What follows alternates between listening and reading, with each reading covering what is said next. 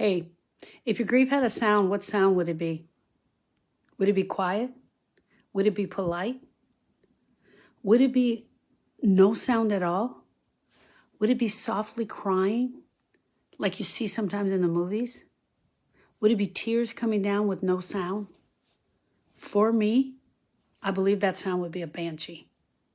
I had to look it up because I knew the sound of a banshee, but I didn't know what it was. It's an Irish folklore. A banshee is a spirit known for long haunting, a long haunting wail that appears when death is near. The sound is described as a mix between screaming, crying, and deep sorrow. The sound is not neat. It's raw. I believe it's like a mother's heart. I believe it's like a breast friend's heart. I believe that it's honest. I believe that it's closer than most of us believe. I believe that it's inside of our body. I believe that we've all heard the banshee cry. It's what we feel inside of us when someone dies. We feel like it's inside of us and it's trying to get out.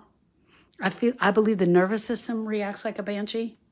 I believe the brain goes into shock and the body feels this pain and it wants to come out any way it can. Real grief often sounds like a deep cry that comes out of nowhere. Sometimes I've even heard grievers say that they heard a scream and they didn't know where it was coming from. It was coming out of their own mouth. It's like when the brakes screech on a car. The sob feels like it's coming out of your bones. Silence so heavy it feels loud. Grief is not just emotional, it's physical, and it can echo. Research has shown that neuroscience show that grief activates the emotional centers of the brain that control the attachment to distress, and that distress sends out a signal. When these bonds break, the brain reacts the same way it does when a baby cries. When the baby wants its mama. When a baby wants his mama or its parent, the body responds to loss. And that's why grief can have a sound. And it can sound terrible, and it can sound scary. And it can sound multiple times. The chest hurts, the stomach feels tight, your thoughts race, your heart is aching, and the sound is trying to get out. I asked the question a couple of days ago, what sound does the grief have?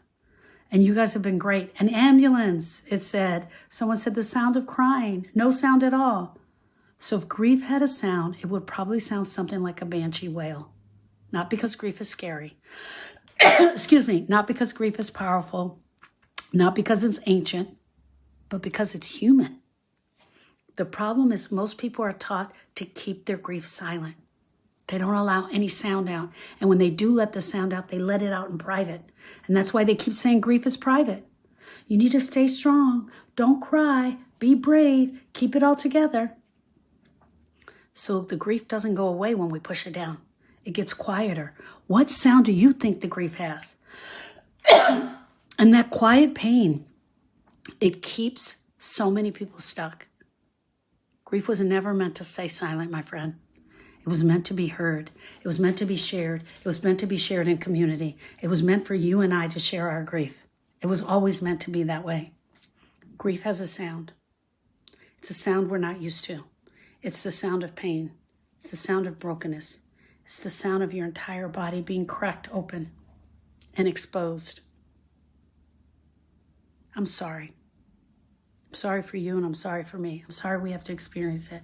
But one of the things we also have to do is we have to normalize it. And by talking about this, we can start normalizing it. I'll see you on the next question.